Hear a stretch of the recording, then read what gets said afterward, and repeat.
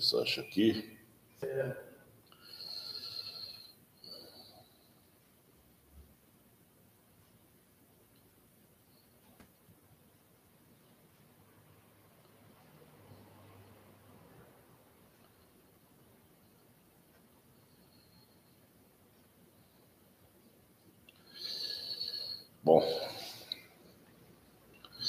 Bom dia, paz seja convosco. Amém.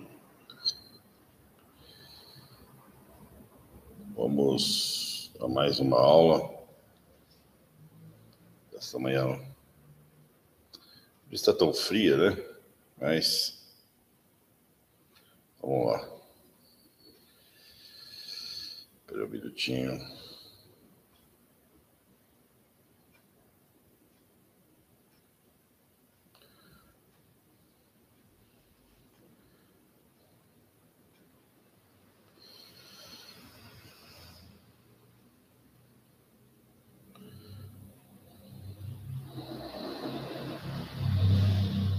Vamos lá. Bom, ora por nós aí, Marcos, por favor. Senhor Deus e Pai, te agradecemos por mais uma vez, sabiamente, para fazer um pouco Bom dia, paz seja convosco. do nosso pastor, na minha vida, por aqueles que estão assistindo, por todos aqueles que vão assistir, Pai. Obrigado pela oportunidade, esteja conosco, de direção, sabedoria e entendimento, Pai. Nós te agradecemos e te louvamos, em nome de Jesus.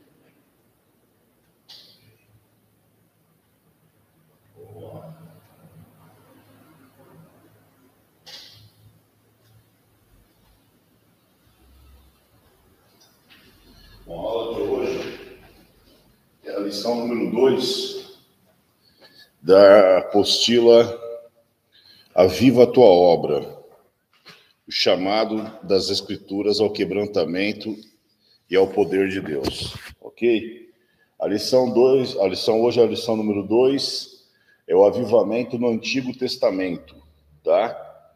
Na semana passada, nós falamos sobre a importância do avivamento, né? E hoje a gente vai falar sobre o avivamento no Antigo Testamento.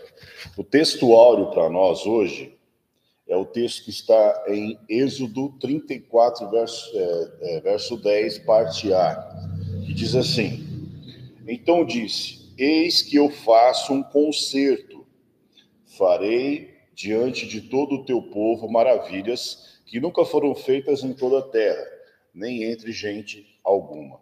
Né? Então, aqui Deus falando com Moisés e trazendo a revelação do que ele iria fazer no seu povo. Então, a gente precisa entender isso daí, que Deus ele tem essa clara intenção, muitas vezes, de trabalhar e agir no meio do seu povo. Tá? Então, vamos lá. A verdade prática para nós hoje é: a Bíblia revela que Deus responde ao seu povo com muitos avivamentos, como resposta às orações e súplicas. Ou seja, Deus ele não age só num determinado período da história. Ele está sempre disposto a agir e trabalhar na nossa vida, né? Agora, a grande questão é: a gente entende, compreende isso, né? Porque às vezes a gente clama por um avivamento num determinado período, o avivamento talvez ele até venha, traz benefícios e tudo, e parece que depois ele é esquecido. Não, Deus é um Deus de hoje, Deus é um Deus de amanhã. Ele é o mesmo, como diz lá em Hebreus 13:8, né? Jesus Cristo é o mesmo ontem, Jesus Cristo é o mesmo hoje e será eternamente. Então, o mesmo Deus que operou ontem é o Deus que quer operar hoje, e é o Deus que quer operar amanhã. E às vezes a gente fica com essa ideia saudosista, né, de que, poxa, a igreja primitiva, a Rua Azusa, os avivamentos que a gente conhece na história, como se Deus não quisesse fazer agora na nossa vida, né? Então a gente precisa ter essa noção de que Deus responde para o seu povo, né? Com muitos avivamentos. Então, a igreja pode ser uma igreja avivada, basta a gente buscar. O problema é que às vezes a gente não busca. Então vamos ler lá o texto para nós hoje, que está em 2 Crônicas, capítulo 34, segundo Crônicas 34, do verso 29 ao 33. Aqui fala sobre o rei Josias, tá? E até o título na Bíblia está assim: Josias renova a aliança ante o Senhor. Então, ele renovou a aliança com o Senhor. Tá? Então, era um período, e a gente vai entender que Israel tinha se distanciado completamente do Senhor e ele restaura a aliança. Então, segundo Crônicas, capítulo 34, verso 29 ao 33. Diz assim: Então deu ordem ao rei, e todos os anciões de Judá e de Jerusalém se ajuntaram. O rei subiu à casa do Senhor, e todos os homens de Judá, todos os moradores de Jerusalém, os sacerdotes, os levitas e todo o povo, desde o menor até o maior, e leu diante deles todas as palavras do livro da aliança que fora encontrado na casa do Senhor. Verso 31.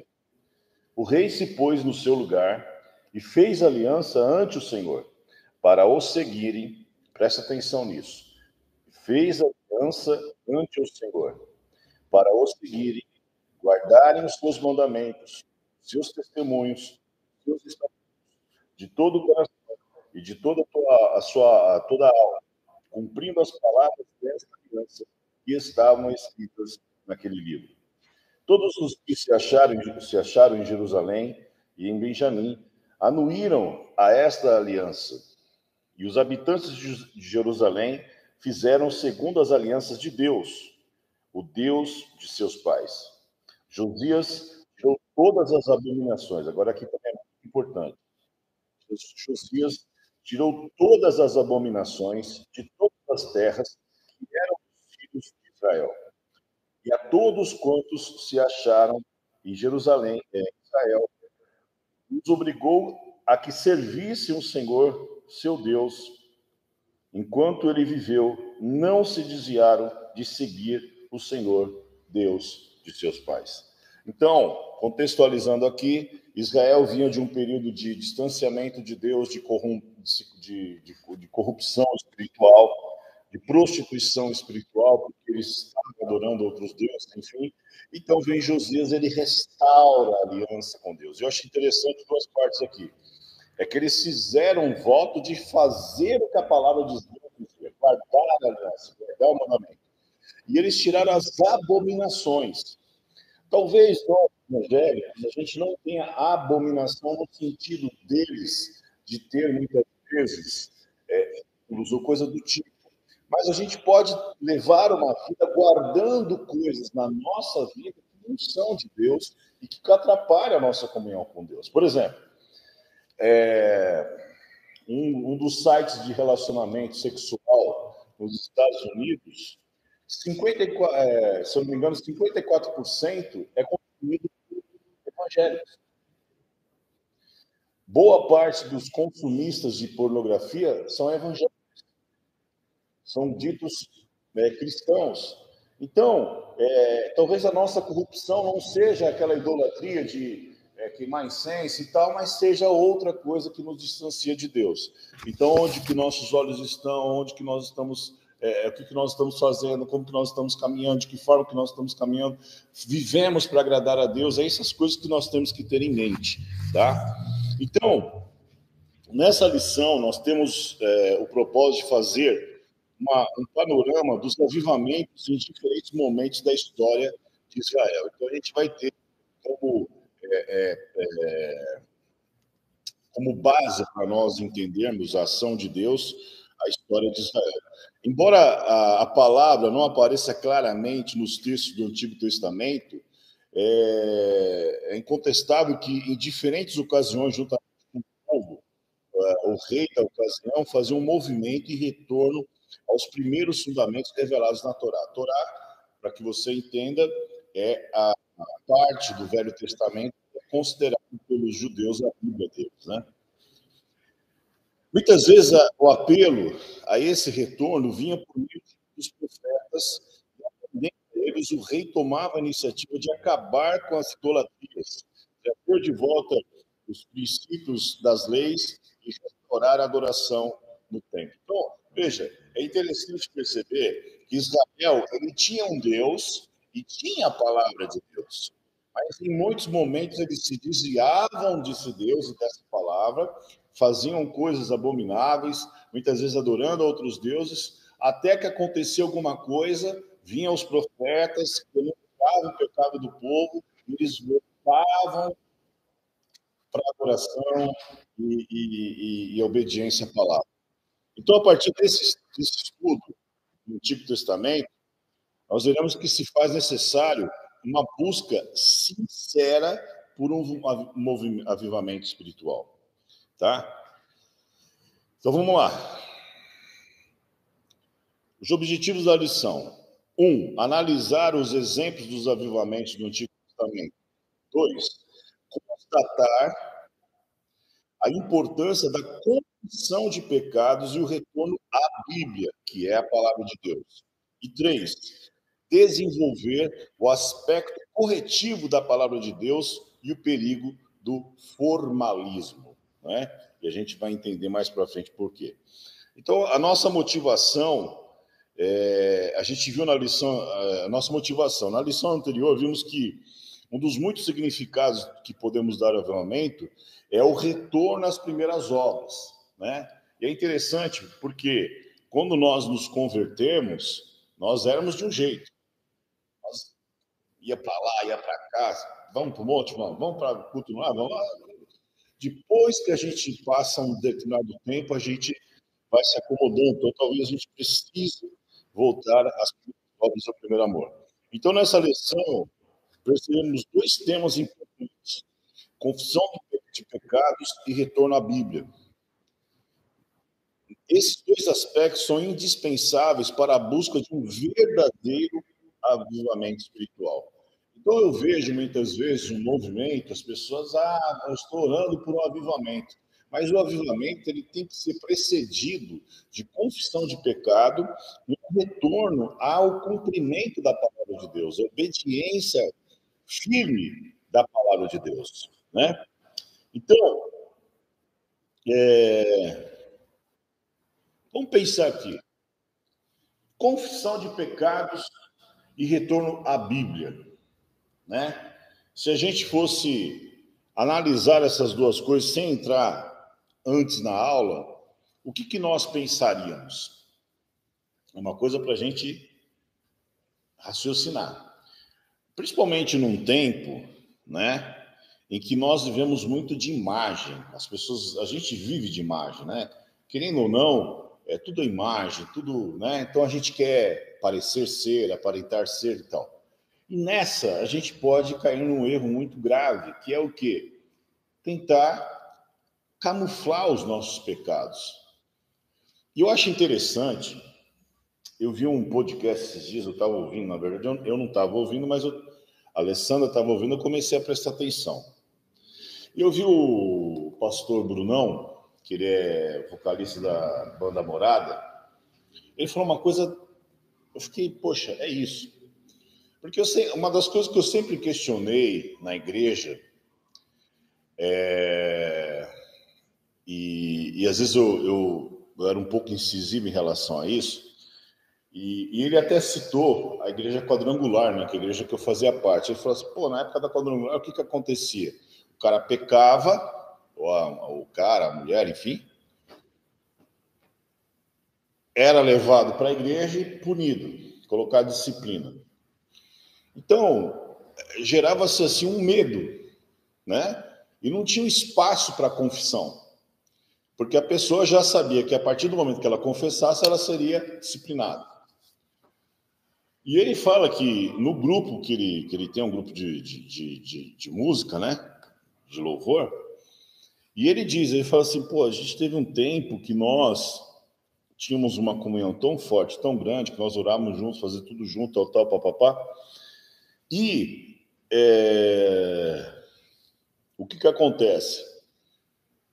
A gente confessava os nossos pecados. E naquilo que nós confessávamos os nossos pecados, nós orávamos juntos e chorávamos juntos. Por quê? Porque a dor do meu irmão era a minha dor. Então, quando eu sabia que o meu irmão estava em pecado, que ele tinha errado, eu não estava ali para acusá-lo, simplesmente. Ou, aliás, eu não estava ali para acusá-lo, eu estava ali para ajudá-lo. E se necessário for, colocar ele no ombro e falar, não, vamos junto, e levantar ele. Então ali nós chorávamos, mas era um choro sincero, de arrependimento. Então, o que eu quero dizer? É que talvez se criava um ambiente onde a pessoa pudesse verdadeiramente se arrepender dos seus pecados. E aí, eu uso uma outra uma ilustração, que é o seguinte, que eu já contei diversas vezes, mas eu acho que é interessante para essa aula aqui. O pastor Adelso, ele tinha um camarada no grupo de louvor, e o pastor Adelso era líder de louvor, era pastor e líder de louvor da igreja dele. E tinha um camarada na igreja dele que fumava, e ele descobriu que o cara fumava e tocava na igreja.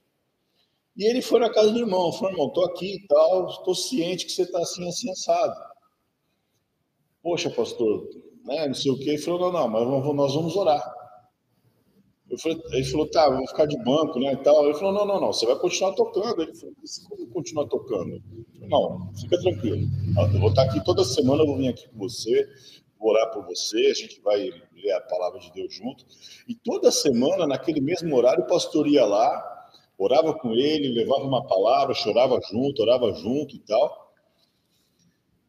E ele chegou aqui e começou a incomodar. Ele falou, pastor, e se o povo descobrir? Ele falou, se o povo descobrir, manda falar comigo. Não é problema seu. E aí ficou naquela. Aí falou, caramba, meu. Bom, resumindo a história, ele se libertou do cigarro e um dia ele pediu para dar testemunho. Ele falou assim, gente, eu estava aqui, eu tocava, pá, não sei o que. Ele falou, eu vou ser bem honesto. Eu não parei de fumar por causa de Jesus. Eu parei de fumar por causa desse cara. Porque, cara, não era justo. Pô, o cara estava correndo o risco de pagar um preço por minha culpa, por minha causa, né? De repente o povo descobrir que eu estava fumando e ele ciente disso, vamos dizer assim, tipo me acobertando, mas o policial não sabia que ele estava lá pagando o preço comigo. Então eu parei de falar por causa desse cara, não vou ser bem honesto, não foi por causa de Jesus, não. Mas o que eu quero dizer com isso? É um ambiente propício para que se haja um arrependimento e quebrantamento. Entendeu? Porque se você for parar, por exemplo, a história da Rua Azusa também foi isso. Porque muitos, primeiro começou a vir os negros, mas começou a vir os brancos também se converterem. E muitos daqueles brancos que se convertiam eram os torturadores de boa parte daqueles negros. E eles estavam lá, então, peraí, como é que está no mesmo ambiente? E a gente não suporta, aí a gente está na igreja e eu ouço a pessoa, não vou na igreja por causa de fulano. Pô, peraí, meu. Caraca, velho. Pô, como é que você está na igreja do cara que talvez matou um parente seu, que te torturou? Você percebe? Então, veja só, tem que ter um ambiente, a gente tem que entender o que é a igreja, um ambiente propício para arrependimento, né? Agora, vamos lá. Então, quando a gente fala confissão de pecado, e retorna à Bíblia, por quê? Porque quando você compreende que você está errado, é que nem o irmãozinho lá, ele falou, pô, por causa desse cara aí, mas ele falou, que ele provavelmente, ele falou, não, agora eu tenho que seguir a palavra direito, a palavra de Deus corretamente. E ele começou a ser um homem de Deus de verdade, né? Largou de fumar e tal. Então, a gente tem que pensar, eu estou vivendo a palavra, eu estou vivendo a Bíblia, eu estou cumprindo o que a palavra de Deus diz, e naquilo que eu sou confrontado, eu fico arrumando desculpas ou reconheço que estou errado e peço para o Espírito Santo e dá condições de viver aquilo que ele está dizendo que eu preciso viver. Então, são uma série de perguntas que a gente tem que se fazer para a gente poder equacionar essa matemática aí, né? Quer falar alguma coisa, Marcos? Não. Tá. Então, vamos lá. Então, essas duas coisas, elas são são precedentes, Elas precisam vir antes do avivamento acontecer. Sem essas duas coisas, arrependimento e confissão dos pecados e o retorno à palavra de Deus, não vai ter avivamento. Então a igreja hoje, ela quer as coisas de qualquer jeito. Essa é a verdade. E quando eu digo igreja, eu me incluo também. Nós temos que nos incluir. Tá? Então,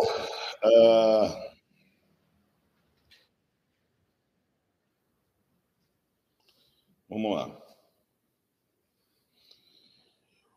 Então, houve momentos em que o povo israelita deixou levar por práticas estranhas que provocaram a ira de Deus e, consequentemente, punição da nação. Veja,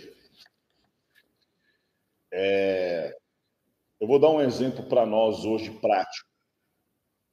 A gente estava falando de política antes.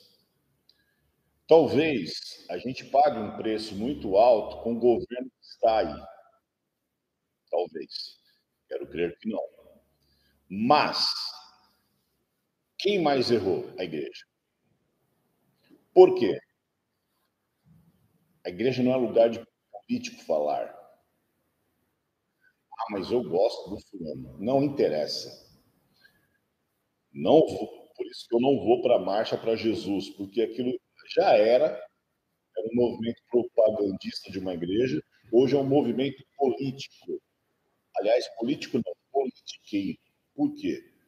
Porque antes do ano passado apoiou um candidato, agora esse ano o outro ganhou e chamou o cara. Não tem coerência. Então, e aí dá a palavra para o cara falar. Não, não tem que falar. Então, e aí, eu até estava conversando no carro ontem com o Alessandro, quando eu vi que uma igreja fez uma música para o Bolsonaro, eu falei, ixi, ele perdeu a eleição. Aí ele perdeu a eleição. Porque Deus não iria deixar esse tipo de coisa. Então, a gente precisa ter uma noção clara disso. E a igreja é o Israel de Deus para esse tempo. Ah, mas a nação é assim. Ah, porque o Brasil é assim. Tá, o Brasil é assim, mas o que você é como igreja? Nós somos chamados para fora. Não interessa que, por exemplo, eu conheço pessoas que moraram com cristãos na Bahia. Falou, gente, é difícil ser cristão lá. Porque, meu amigo, é um pega para capar. É festa quase toda hora, é gente se pegando, só falta entrar um no meio do outro, no meio da rua. Então, para você ser cristão, é difícil. A mulherada dando em cima do seu marido e vice-versa. É uma coisa de louco. Então, peraí, a gente precisa ter essa noção. Então, quando essa situação parecia não ter mais saída, um homem, uma mulher, que foram levantados por Deus de maneira humilde e quebrantada, buscando a Deus e confessando os pecados do povo. Geralmente, você pode perceber, alguém se levantava no meio do povo e falou, ó, gente, está tudo errado, vamos se converter aí. Então, o Altíssimo ouvia as orações e enviava do céu um avivamento, como chuvas seródias. Chuvas seródias são aquelas primeiras chuvas que faz a planta germinar. Então, registros como esse no Antigo Testamento fundamentam o ensino dessa lição. Então, vamos lá. A palavra-chave para nós hoje é o Antigo Testamento, porque a gente tem uma noção só a partir de Jesus, né? Como se Deus não tivesse agido no Velho Testamento. E ele agiu profundamente. Então, primeiro ponto, panorama dos avivamentos do Antigo Testamento. Em primeiro lugar, o avivamento no tempo de Moisés, né? Então, quando José, filho de Jacó, morreu, o povo israelita sofreu com a tirania do faraó. Por quê? Até o faraó, que era da época de José, era uma situação. Morreu José, morreu aquele faraó, veio um outro faraó que não conhecia José, não tinha nada a ver com José, começou a ver o povo hebreu crescer e falou assim, a gente precisa subjugar esse povo. Então, mesmo eles tendo recebido os benefícios, por que aconteceu? Aconteceu uma fome na terra, os irmãos de José, depois foi primeiro os irmãos de José, depois Jacó, se mudaram para o Egito, né, para poderem viverem do lado de José, e ali se estabeleceram e foram bem recebidos, como parte daquela sociedade, enfim. Só que, com o tempo, eles começaram a ser subjugados por Faraó. Então, nesse contexto, Moisés foi divinamente chamado no Monte Horebe, né, quando ele viu a sarça queimar e não se consumir. Então, ao se aproximar daquela imagem, Deus estabeleceu um chamado na vida de Moisés para libertar o povo dele do Egito, dizendo: eu sou o Deus de teu pai, o Deus de Abraão, o Deus de Isaac e Deus de Jacó. E Moisés encobriu seu rosto porque temeu olhar para Deus. Está em Êxodo 3:6. Então ali Deus ele se revela para Moisés, né? Ele se mostra para Moisés e ali a vida de Moisés é totalmente transformada, impactada, modificada. Então, diante dessa visão, o Senhor esclareceu que o enviaria ao Egito a fim de libertar o seu povo, né?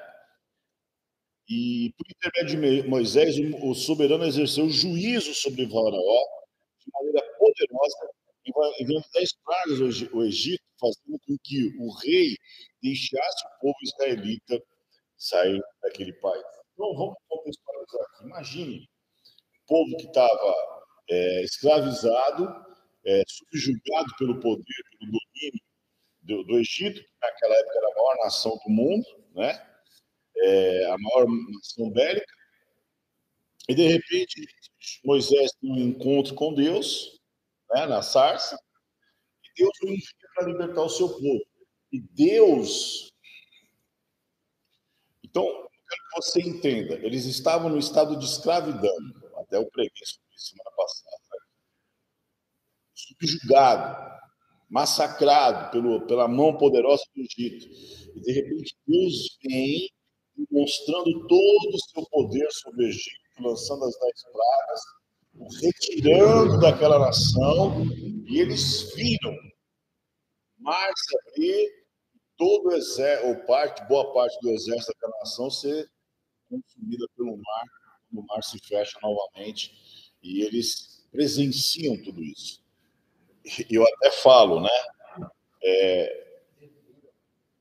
Eu acho que ninguém viu mais milagre do que aquele povo. Porque é uma coisa inimaginável. Sincero, eu não lembro, eu já fiz tudo sobre isso, no momento eu não lembro de cabeça qual que é a profundidade daquele mar.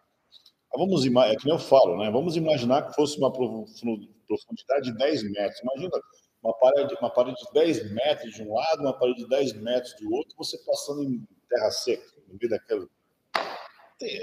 Para mim, é uma coisa assim.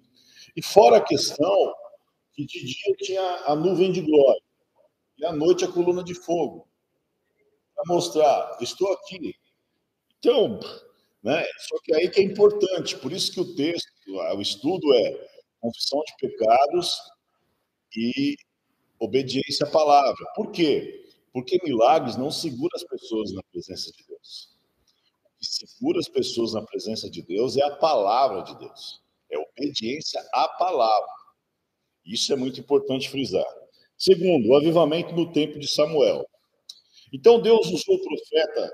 Então veja que Deus aqui no caso usou Moisés. Agora ele usa Samuel. Deus usou Moisés para denunciar a maldade do povo rebelde, e a apostasia e o desprezo pelo sagrado no tempo do sacerdote Eli. Abra aí, 1 Samuel, capítulo 3. Acho interessante nós lermos isso aqui. 1 Samuel, capítulo 3, o verso 13, 14, depois o 20 e 21. Diz assim,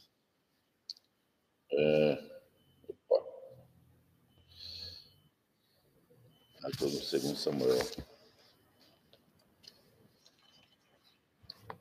3, 13, 14, 21. Olha o que a palavra de Deus diz. Por quê? Já lhe disse que julgarei a sua casa para sempre, pela iniquidade que bem conhecia, porque seus filhos se fizeram execráveis e ele não os repreendeu. Portanto, jurei à casa de Eli que nunca lhe será expiada a iniquidade com sacrifício, nem com oferta de manjares. Por quê? Os filhos de Eli tinham pecado, ele tinha ciência do pecado deles e não os repreendeu, não os corrigiu. E ele era o sumo sacerdote, né? E Deus, ele falou assim, ó, eu não vou poupar a tua casa, eu vou exterminar a tua casa. Verso 20 e 21. Todo Israel, desde Dan até Berseba, conheceu que Samuel estava confirmado como profeta do Senhor. Continuou, continuou o Senhor a aparecer em Siló, enquanto por sua palavra o Senhor se manifestava ali a Samuel. Então, a guerra contra os filisteus, naquela época, se instalou contra Israel, a região de Efraim, ou Ebenezer, né? E os israelitas, naquela época, foram derrotados. Então, o resultado disso é que a arca ela foi tomada, e a arca era a representação da presença de Deus no meio do povo, né? E muitos sacerdotes, naquele momento, foram mortos. E, ao saber dessa tragédia, né? Parte desses sacerdotes eram os dois filhos de Eli. Ao saber dessa tragédia, que a arca foi tomada, que os sacerdotes foram mortos, ele também morreu. Vamos ler lá, capítulo 4, verso 11 ao 22. Diz assim: Foi tomada a arca de Deus e mortos os dois filhos de Eli, Ofni e Finéias. Então correu um homem de Benjamim, saído dos filisteus, e no meio-dia chegou a Siló, trazendo rasgadas as vestes e terra sobre a cabeça. Quando chegou, Eli estava sentado numa cadeira ao pé do caminho, olhando como quem espera, porque o seu coração estava tremendo pela arca de Deus. Depois de entrar o homem na cidade e dar as novas, toda a cidade prorrompeu em gritos. Eli, ouvindo os gritos, perguntou: Que alvoroço é esse? Então se apressou o homem e, vindo, deu as notícias a Eli. Era Eli de idade de 98 anos. De seus olhos tinham cegado, os seus olhos tinham cegado e já não podia ver. Disse o homem a Eli: Eu sou o que saí das fileiras e dela fugi hoje mesmo. Perguntou-lhe Eli: O que sucedeu, meu filho? Então respondeu: Que trazia as novas e disse: Israel fugiu de diante dos filisteus. Houve grande morticínio entre o povo. Também os teus dois filhos, Hofni e Finéias, foram mortos, e a arca de Deus foi tomada. Ao fazer ele menção da arca de Deus, caiu Eli da cadeira para trás, junto ao portão, e quebrou-se o pescoço, e morreu, porque era já homem velho e pesado, e havia ele julgado Israel 40 anos. Estando sua nora, a mulher de Finéias, grávida, e próximo ao parto, ouvindo essas novas de que a arca de Deus fora tomada e de que seu marido morreram, encurvou-se e deu à luz, por quantas dores lhe sobrevieram. Ao expirar, disseram as mulheres que a assistiam: Não temas, pois tiveste um filho. Ela, porém, não respondeu nem fez caso disso, mas chamou e acabou, dizendo: Foi-se a glória de Israel. Isso ela disse porque a arca de Deus foi tomada, e por causa disso seu marido. E falou mais: Foi-se a glória de Israel, pois foi tomada a arca de Deus. Então, veja, a arca de Deus era uma representação da presença de Deus. Então, foi nesse contexto de acontecimentos que Samuel exortou os israelitas ao arrependimento. Abra aí, capítulo 7, versos 2 ao 6. Diz assim: Sucedeu que desde aquele dia a arca ficou em Kiriat Jearim. Tantos dias se passaram, chegaram há 20 anos, e toda a casa de Israel dirigiu comunicações do Senhor. Falou Samuel a toda a casa de Israel, dizendo: se é de todo o vosso coração que voltais ao Senhor, tirai dentre vós deuses estranhos e os astarotes, preparai o coração e servi ele só, e ele vos livrará das mãos dos filisteus. Então, tiraram dentre si os Baales, veja só, os astarotes, e serviram só ao Senhor. Disse mais Samuel: congregai com Israel em Mispa, e orarei por vós. Congregaram-se em Mispa, tiraram água e a derramaram perante o Senhor. Jejuaram aquele dia e ali disseram: pecamos contra o Senhor. E Samuel julgou os filhos de Israel em Mispa. Então ali o povo se humilhou diante do Senhor. Ele buscou o Senhor, né? Então quando Samuel vem e denuncia o pecado deles, mostra que eles precisavam se arrepender, eles se arrependem e a palavra de Deus diz que ele julgou a Israel. No verso 15 diz assim: julgou Samuel todos os dias da vida a Israel.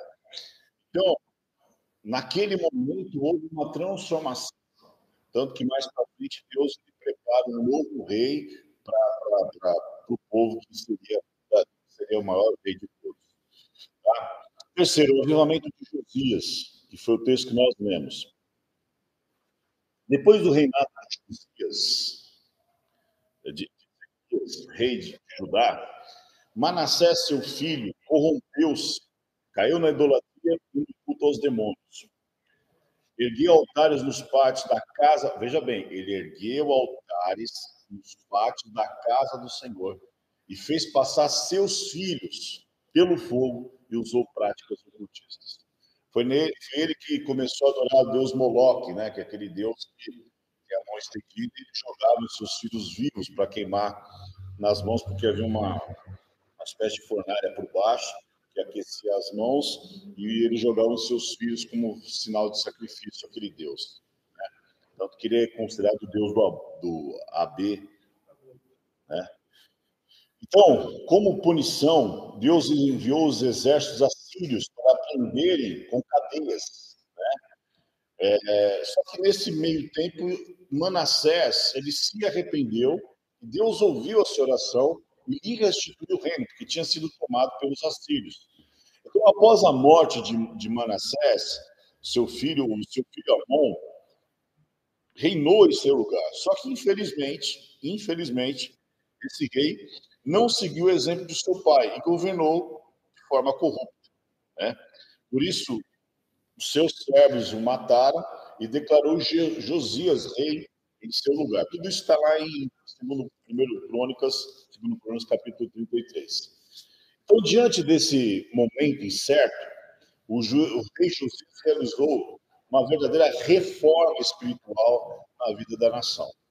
Ele derrubou os altares dos demônios, destruiu as imagens de esculturas e estendeu essas medidas saneadoras a todas as cidades. Porque o que acontecia às vezes é que os reis eles faziam essas coisas, mas muitas vezes mais nas cidades próximas onde ele estava estabelecido o seu trono, a sua casa, vamos dizer assim, né?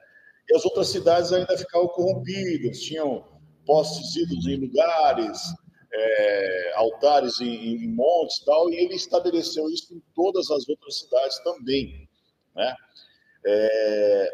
E ele mesmo supervisionou, ele ficou à frente dessas ações, ele não terceirizou, ele não entregou essa responsabilidade, ele mesmo foi à frente dessas ações para poder fazer o povo voltar aos pés do Senhor. Então, para a gente poder entender, a situação espiritual era tão decadente que até o livro da lei do Senhor havia se perdido no templo. Eles não sabiam onde estava. Depois você pode conferir, segundo Crônicas, capítulo 34, verso 14. Então, a gente leu, inclusive, né? O Altíssimo usou a reforma de Josias para conduzir o povo a um novo avivamento espiritual. Então, o que a gente pode perceber aqui? Mais uma vez, o arrependimento e a volta à palavra de Deus. Isso tem que estar intrínseco, isso tem que estar presente na nossa mente, em tudo que a gente for fazer, para poder entender a ação de Deus no meio do seu povo.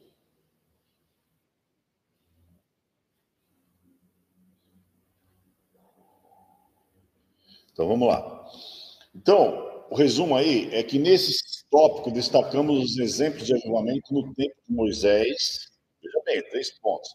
Moisés, Samuel e Josias. São tempos diferentes em que Deus provocou um profundo avivamento no meio do povo. Segundo ponto, a confissão de pecados e o retorno à palavra de Deus. Primeiro, o chamado de Neemias. Neemias, ele se achava na função de copeiro de Artaxerxes, que era o rei da Pérsia, né? E a função de copeiro, como eu já expliquei muitas vezes, ele era uma função de confiança. Ele era alguém de confiança, porque ele tinha que provar as comidas e as bebidas do rei antes dele comer e beber, para que nenhum golpe ou traição fosse levado à tona, porque se tivesse alguma coisa, quem sofreria os danos seria o copeiro. Então teria que ser alguém de confiança. E esse copeiro acabava sendo alguém, uma espécie de um conselheiro. E outra coisa interessante é que ele não podia se apresentar diante do rei com a cara triste, ele tinha que estar alegre. Então, quando ele foi informado da miséria de que Jerusalém se encontrava, apesar do templo estar reconstruído, os muros todos estavam derrubados, né? As portas queimadas pelo fogo, enfim. Então, o que Neemias fez? Neemias orou durante 4 meses. Ele foi orar ao Senhor. Está lá em Neemias capítulo 1, verso 3 e 4. Ele foi orar ao Senhor. Né? Ele buscou o Senhor durante 4 meses. E mesmo diante dessa aflição que ele estava vivendo no seu interior, ele sempre se apresentava diante do rei. Bem, até que um dia o rei ouviu e falou: você está com algum problema, né? Tipo assim. E ele orou a Deus, pedindo para que Deus tocasse no coração do rei e faz um pedido. Bom, segundo, a confissão dos pecados. Porque em Neemias 1,6 ele ora assim: e faço confissão pelos pecados dos filhos de Israel, que pecamos contra ti. Também eu e a casa de meu pai pecamos. Aqui é interessante, porque isso aqui foi um dos pontos altos da oração de Neemias. Na condição de um intercessor, ele se incluiu entre os pecadores, mencionando a casa de seu próprio pai. Porque isso aqui talvez seja um erro que a gente comete, e eu achei interessante a gente prestar atenção nisso, porque a gente, às vezes, quando vai se colocar como intercessor, ou interceder por alguém, ou interceder pela nação, parece que aquele alguém ou a nação são os errados, como se a gente também não errasse. Mas aqui Neemias ele se coloca junto como errado, como quem pecou. Porque ele está dizendo, e faço confissão pelos pecados dos filhos de Israel, e aí ele se inclui, que pecamos contra ti. Também eu e a casa de meu pai pecamos. Ele está dizendo assim, ó, o seu povo pecou, viu? Então olha pelo teu povo. Ele fala assim, a minha casa. Então isso aqui é uma coisa interessante para a gente entender que todos nós somos pecadores.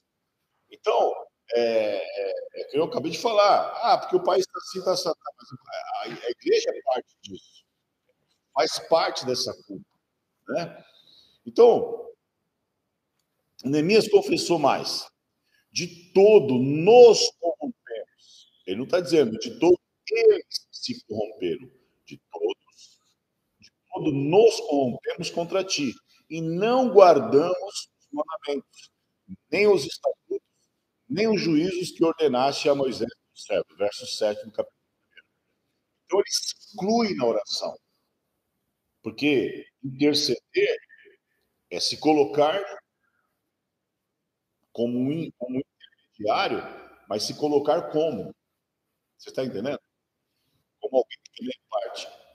Meu irmão, então, por exemplo, eu vou orar pelo Marcos, mas eu me incluo nessa oração. Ó Pai, nós erramos contra o Senhor. Um exemplo, tá? Marcos, mas ó, nós pecamos contra ti. Porque eu preciso de oração. Eu preciso também colocar. E é interessante quando, por exemplo, Isaías tem um encontro com Deus, ele fala assim: eu moro no meio de um povo de lá. Mas quando ele vê a glória de Deus, ele fala assim: eu também tenho lábios. Porque ele percebe e fala: peraí, diante da glória de Deus, assim, então a confissão dos pecados é a condição indispensável para viver um verdadeiro avivamento espiritual. E aí, o que aconteceu depois, a história de Neemias, a gente já conhece todo. Terceiro, o avivamento permanente. No tempo de Neemias, o ensino da palavra de Deus foi uma marca que precedeu o avivamento. Neemias mandou que fosse, depois que ele reconstruiu os muros, lida a palavra de Deus de modo didático, pausadamente, para que o povo entendesse que Deus requeria de suas vidas naquele momento no céu para a história judaica, após anos de cativeiro em terra estrangeira. Além da leitura, aplicava o significado de cada expressão. Então, o povo, eles começaram a ensinar a palavra, e o povo entendeu.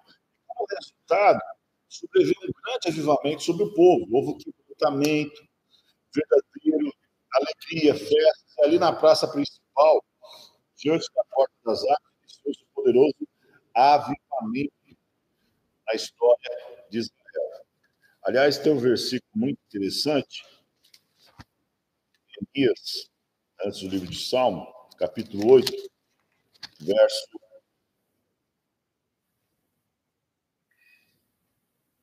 12, que diz assim: então todo o povo se foi a comer, a beber, a enviar porções e regocijar seguintemente, porque tinham entendido as palavras que lhes foram explicadas.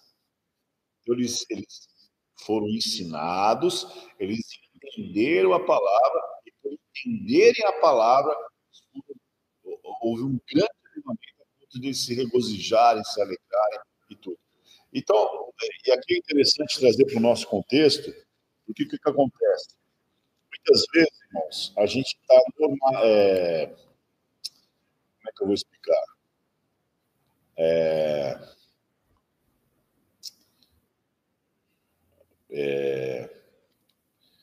Meu Deus. A gente está se acostumando demais com o sagrado. Então a gente vai para a igreja, a gente não tem mais aquela coisa, puxa, hoje eu aprendi uma coisa gloriosa. Hoje, como tem muita informação, o que está acontecendo? Nós temos muita informação e pouco conhecimento. A gente é muito informado, mas não retém. A gente é bombardeado. Aí você ouve podcast, ouve educação, ouve isso, tal. Você não retém, você não mastiga aquilo, porque nas épocas mais antigas da igreja, a gente tinha aprendido o seguinte, que a gente tinha que ruminar a palavra. Então, o que é ruminar? Qual que é a fortaleza do camelo? A fortaleza do camelo é que ele rumina a comida. Justamente por ele andar por lugares que não tem comida nem água, quando ele para e come, bebe, ele começa a ruminar. Ele vai, se aproveita aquele momento, depois ele volta, e ele fica ruminando, né? É o processo interior que ele vai se retroalimentando com aquela comida que ele recebeu lá, que é uma porçãozinha, que de repente é uma porção que vai dar um vigor para ele andar um período muito grande no deserto. Então, por que as pessoas pecam? Por que as pessoas caem no meio do caminho? Porque não rumina a palavra. Ela recebe a porção, não retém. Vou dar um exemplo. Se você vai num churrasco, você come especificamente carne. Você vai numa casa, você faz um encontro com a sua família. Então, mais que tenha coisas, leva um arroz, uma maionese, tal. Agora você vai numa churrascaria. Aí depende da churrascaria, você tem aquele buffet enorme. O que acontece? Aí, tem pessoas que eu não pego muita coisa, eu pego coisas mínimas. Tem pessoas que enchem prato. Porque é muita opção, você está entendendo? É muita. Quando chega a carne, ela já está cheia. E não come a carne. A carne é proteína. E foi para comer. Qual foi o propósito? De comer a carne. Mas só que a pessoa. Um pouco mais. Mas e aí o que acontece? O propósito pelo qual, de repente, por quê? Porque ela já se encheu de outras coisas. Então, é o que está acontecendo hoje. As pessoas elas têm muito conhecimento, consciente daquilo que realmente precisa. Tem a vida de devocional, de da palavra, pegar uma aplicação, talvez até um texto e meditar sobre aquilo, né?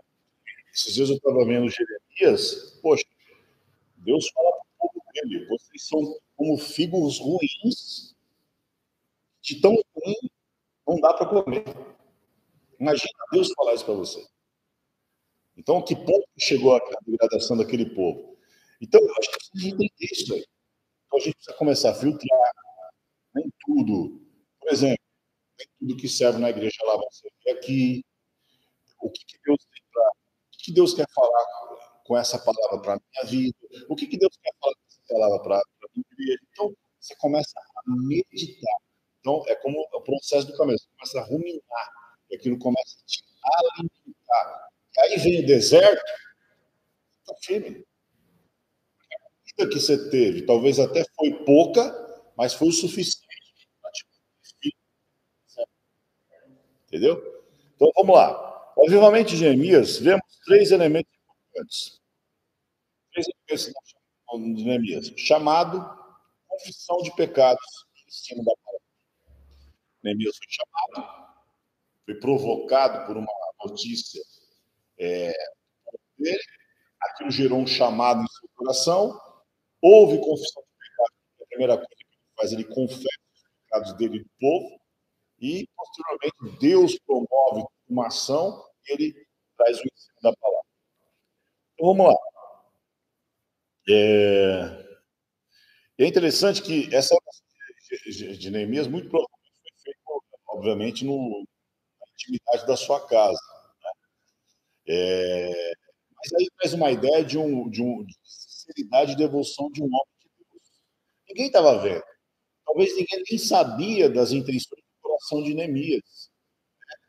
Aquela oração, é por isso que a gente às vezes fala assim, vou orar, mas como se aquilo não fosse proporcionado. Talvez Neemias nem imaginasse o que produziria. Ele cria, ele queria, ele desejava, mas só que Deus ouviu suas orações. E aquilo provocou uma transformação profunda sobre o seu povo. Deus trabalha no coração do rei, enfim. Então, o homem que orava estava cheio de beleza e revelava uma correta concepção de como deveria ser uma oração sobre tais circunstâncias. Ela se iniciou com uma confissão. E é interessante, porque o Pai Nosso, o que ele ensina? Pai Nosso que estás nos céus, santificado seja o vosso. Então, primeiro glorifica a Deus. Venha a nós o teu reino, seja feita a tua vontade aqui na terra como no céu. O nosso queremos a perdoai as nossas dívidas, assim como nós perdoamos. Então, há uma confissão de pecados, né? E aí, depois que ele começa a pedir. E depois que ele confessa o pecado, ele começa a pedir ao Senhor para que o Senhor trabalhe. E aí você sabe da história. Terceiro ponto, avivamento é a palavra de Deus. Em primeiro lugar, a palavra de Deus corrige.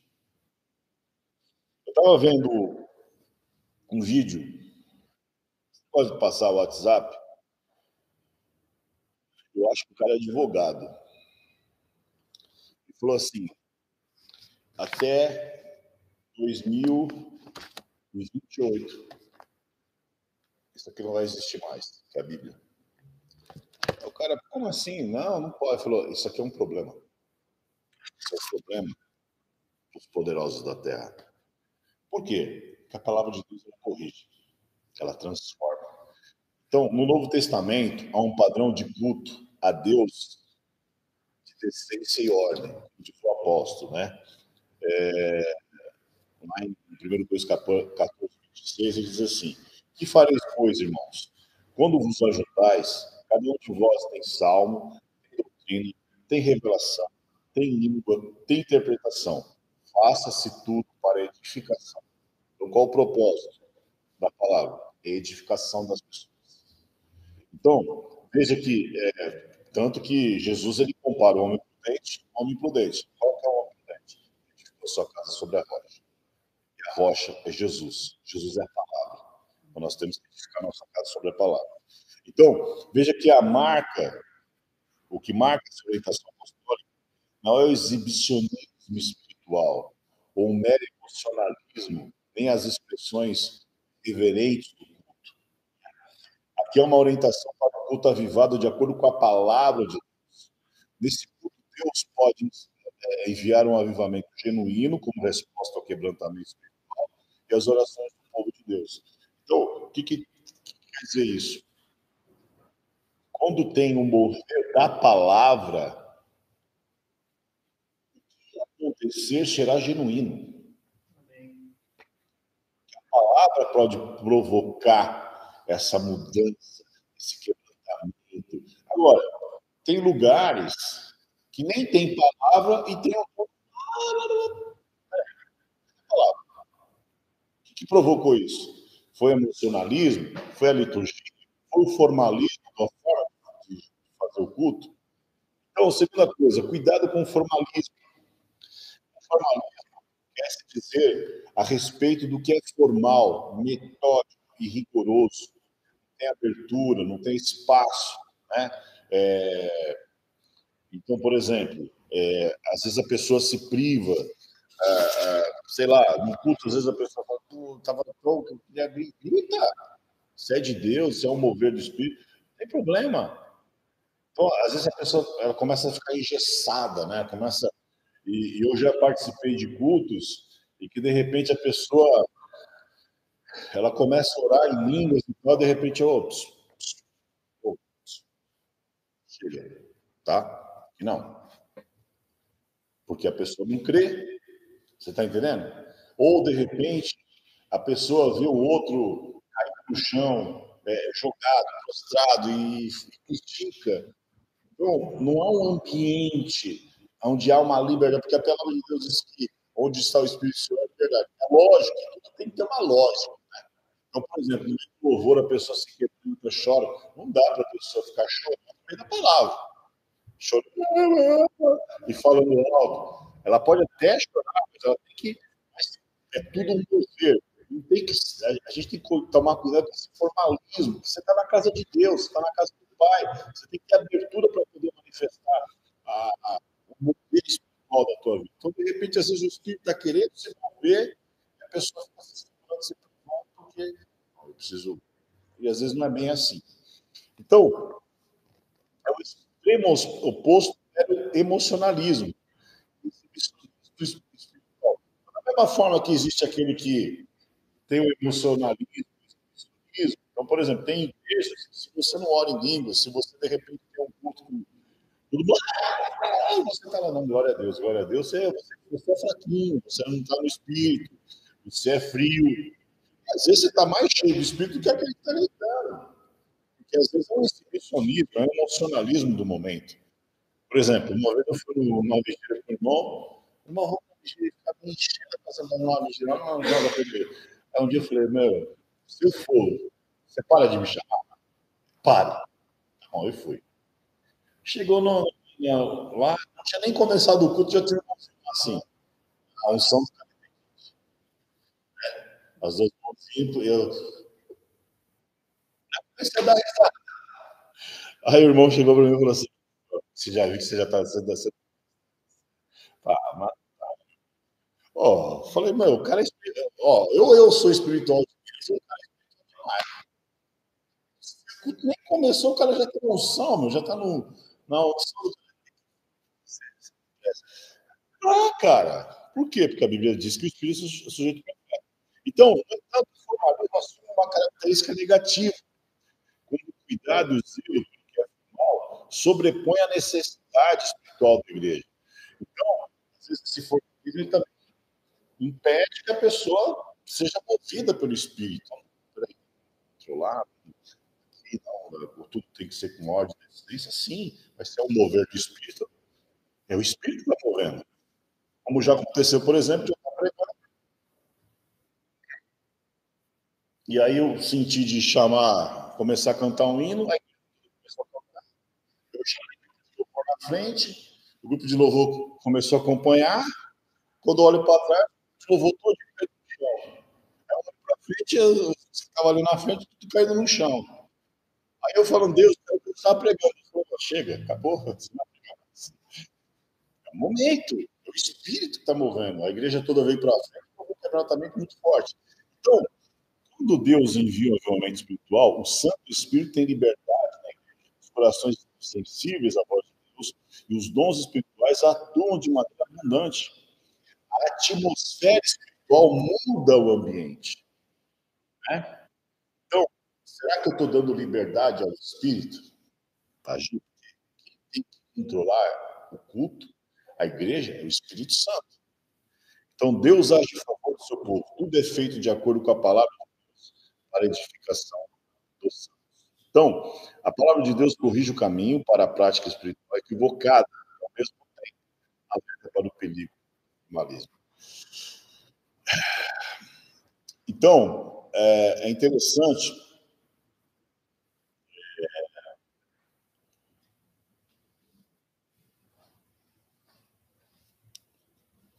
que algumas igrejas, né, elas são tão invadidas pelo formalismo que elas esquecem do seu primeiro amor, que é o que Jesus falou para a igreja de Éfeso, né, Apocalipse 2, verso 4, que há uma ortodoxia, né, um formalismo, né, uma rigidez doutrinária tão forte que não tem espaço para o mover do Espírito, né? Então, se a gente não tomar cuidado, a igreja ela pode ser destruída por esse formalismo, né? Se a igreja não viver de avivamento em avivamento, então essa busca constante pelo avivamento tem que ser uma tônica da nossa vida. Eu até estava vendo, voltando para o grupo Morada, né? Ele falando que havia reuniões que eles faziam um churrasco na igreja, se reunia de vez em quando, né? Para poder certas coisas do grupo e tal. Aquilo começava a orar, ele falou que teve uma vez que eles ficaram 16 dias só orando e chorando. Aí tanto que teve um dia que os vizinhos chamaram a polícia porque tinha um camarada lá na frente, lá gritando, não sei o que, babá. Aí o policial chegou e falou, pô, mas o que tá acontecendo? Aí eu tinha um rapaz que era jogador de futebol da cidade. Não, pô, aí foi falar com, não, fica tranquilo, só que a gente só tá orando. Aí o policial falou, pô, mano, pelo amor de Deus, então pelo menos vai pra dentro aí, meu. Vocês vêm aqui pra fora, os caras tá achando que tá matando alguém. Mas assim, aí eles falaram, não, beleza, tal. Aí eles falaram assim, às vezes a gente só se unidava, a gente começava a orar e já. Mas era um momento. Então tem que ter essa liberdade, tem que ser essa busca constante, né? A gente já viveu situações assim. Então, os avivamentos do Antigo Testamento sempre vieram como respostas ao quebrantamento espiritual e às orações do povo de Deus. Isso se dava geralmente diante de situações de calamidade e decadência espiritual e moral. A gente vê a nossa sociedade hoje, trazendo para o nosso contexto, porque isso, porque aquilo, porque aquilo outro. Meu, agora é o momento de orar, agora é o momento de buscar Deus, agora é o momento de se quebrantar, agora é o momento de interceder. Essa é a hora. Eu creio que Deus vai promover um grande avivamento na nossa nação. Amém? Pergunta? Não, só né, pastor, que Deus, né, o ser humano tem que se livrar do pecado, né? Tudo já passou pelo nosso pecado, gera consequência. Sim. E aqui não falou, não adianta você escolher o pecado do irmão, do seu pastor, se Deus já fez, né? Sim. Então, o pecado, você tem que realmente Deus, você tem que ter tudo. Então tem que ir. Não, água tem que mudar. Sim. Eu segui, tá? Espírito Santo, tá? Porque não adianta você querer enganar, né? Pô, eu aqui Deus, né? Deus fez uma coração também, né? Então, tudo isso para mim, tudo gera em torno do pecado. Se você tivesse assim, você vai com medo a Deus, né? Então você tem que ter realmente ter arrepender e não pecar. E pecado gera depois, né? Com certeza. Gera, nós já temos. Poxa, Deus está comigo, eu lá atrás, ainda gera, eu faço o seu. E lá atrás, né? Mesmo por exemplo, que falou, eu não posso ter ignorância, né? Mas, a partir do momento que ele falou, porque aqui é claro, né? A gente está sendo divulgado, né? Cuidado, a gente melhorou, mas quantas coisas a gente teve que melhorar? A gente não pode se achar que eu estou na igreja, não, você faz aula. De salvação, você tem que realmente passar por um momento de transformação, realmente arrepender. E isso vai ter benefício, né? Você vai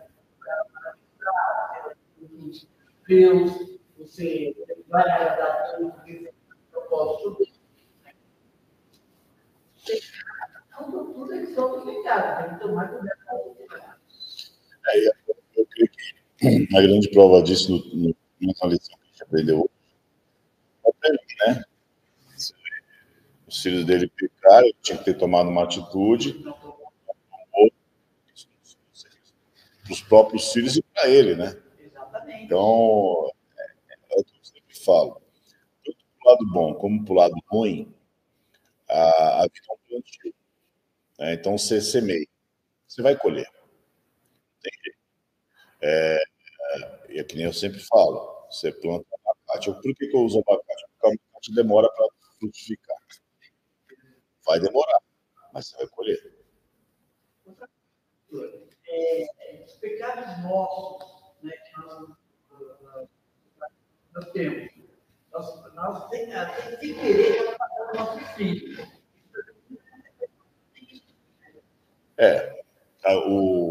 O que acontece? A palavra de Deus diz que visitará a maldade dos pais nos filhos até a quarta geração. Então, os filhos acabam, de certa forma, sendo influenciados. Tanto que muitas vezes, não sei se você já percebeu, tem um lado bom. Quando é o lado bom, você fica, bom, tem um filho e tal. Mas tem um lado ruim. Muitas vezes você vê o seu filho cometendo erros que você se vê nele. Não sei se já aconteceu isso com você. Então aí você pensa, fala, poxa, eu fiz isso lá atrás. Ou tem situações que você está fazendo, que você criticou os seus pais, mas que você está fazendo igual. Por exemplo, meu pai bebia de farinha, né, como diziam os mais antigos. Eu criticava ele pra caramba. Só que antes de me converter, eu estava bebendo 4. Mas eu bebi. Tanto que a última vez que eu bebi, eu dei uma. Como é que fala? Passei mal vergonha no casamento de uma prima minha. Rapaz, aquele dia. Bebi, comecei a falar groselha, brinca. Eu era daqueles bêbados que bebia de cabelo engraçadinho. Então, tanto que depois, pô, rapaz, Ronaldo, foi, só que aí, aí, no mesmo tempo que eu achei engraçado, eu fiquei do meu pai. Então, por isso que a palavra de Deus, tem um lá em Pedro, a vã maneira que os vossos pais ensinaram. Porque, querendo ou não, você pode perceber, os filhos, eles acabam meio que sendo uma reprodução dos pais. né? Você fala assim, essa família é assim, assim, assado, mas você vê que toda a família tem um jeito de ser. E os filhos meio que vão reproduzindo aquilo. Mas é por causa do quê? Por causa do ensinamento, por causa da influência, por causa do exemplo. Isso tudo é muito forte. Mas a palavra de Deus diz, eu visitarei a maldade dos pais dos filhos até a terceira e quarta geração. Mas assim, a partir do momento que Jesus entra, ele quebra aquela maldição. Você tem que crer nisso. E, por exemplo, você aceitou Jesus, a maldição parou em você. Agora, é óbvio que os seus filhos, eles ainda podem ser influenciados por aquilo que você ensinou lá atrás. Porque aí é a questão do exemplo, né? O exemplo é uma coisa muito forte. Você entende? Até outro dia eu uma cena no calçado e a mão aqui no sininho, né? O filho dele atrás de uma bicicletinha, guiando. Por quê? Qual é o exemplo que nós temos dado? Isso vale também para o discipulado. Pessoas, coisas, mas qual é o exemplo que a gente está dando para as pessoas que estão chegando na igreja? Mas tem que contar, né? Então há uma influência assim. Agora, pago o preço? Não. O meu filho pecou, eu pago o preço? Não. Mas o que eu faço que vai ter consequências e vai gerar comportamentos na vida dos meus filhos? Vamos lá? Vamos orar? Deus, queremos te agradecer mais uma manhã estarmos reunidos. E pedimos a Ti, Senhor, aviva a Tua igreja, aviva a Tua obra. Como dizia Abacuque, Senhor, aviva a Tua obra no meu coração, no decorrer dos dias, dos anos, que a gente possa cada dia mais assimilar a Tua palavra, o Teu ensino, e compreendê-la, Senhor, de tal forma que isso provoque em nós transformações e mudanças de pensamento, de caráter, de atitude, enfim, e que o Seu poder se manifeste em nossas vidas, ó Deus, em nome de Jesus, para o louvor da Tua glória. Tenha um dia abençoado e que à noite nós possamos estar aqui, Senhor, louvar, para bendizer o Teu nome, que nós possamos ter avivado pessoas novas, enfim, que o Seu Espírito Santo tenha liberdade aqui em nosso meio, em nome de Jesus, para a tua glória. Amém? Deus abençoe a todos, Cristo nos une sempre mais.